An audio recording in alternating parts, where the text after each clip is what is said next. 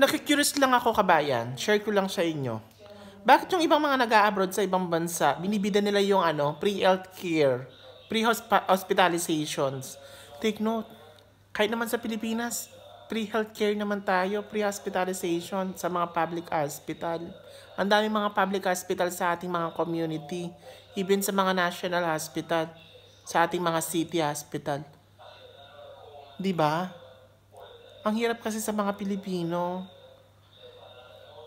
Ang binibida nila free healthcare sa ibang bansa, sa Amerika, sa Canada, sa New Zealand. Oo, free healthcare naman.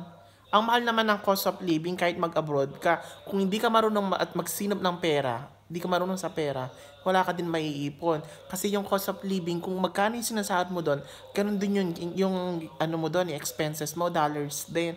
Tapos, ang binibida mo is pre-healthcare. Kahit naman sa Pilipinas, pre-healthcare Sa totoo lang, mas magagaling ang mga doktor, even mga nurse sa Pilipinas. Tapos, eto pa, real talk. Lagi nilang binibida na sa ibang bansa is pre-healthcare. Sabi ko nga, di ba? Pre-healthcare naman talaga sa Pilipinas din. Maging proud kayo. Ang Pilipinas ay may pre-healthcare at pre-hospitalization. Wala tayong binabayaran dyan. Ang hirap kasi sa mga Pinoy, ang hirap kasi sa mga ibang Pinoy sa Pilipinas, wala nang ang pera, dinadala pa sa mga private hospital. Tapos ito pa, isisisi pa sa gobyerno na hindi daw pre-healthcare. Dinala mo kasi sa private hospital, wala ka naman pera. May public hospital naman na free. Tapos yung mga hospital na nagjo-duty sa mga private, nanggagaling din sa mga public yan. Lahat ng mga nagjo-duty sa mga private hospital, nanggaling yan sa mga public hospital. Doon sila nagte-training yung mga bagong doktor. Doon sila nagte-training sa mga public hospital. Lahat ng mga cases na kailangan nilang matutunan nasa public hospital. Take note, pag hindi na nila kaya sa mga private hospital, dinadala nila sa mga national hospital, sa mga public hospital.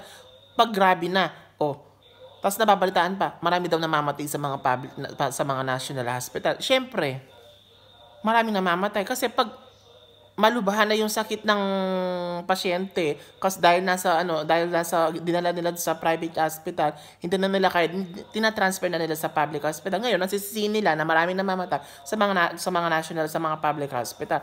Take note, kabayan, ang Pilipinas, maging proud kayo, may free healthcare at saka pre-hospitalization sa lahat ng mga Filipino citizen. Maging proud kayo. Huwag niyong ipagmalaki sa ibang bansa. Pagmalaki niyo sa Pilipinas. Thank you, kabayan.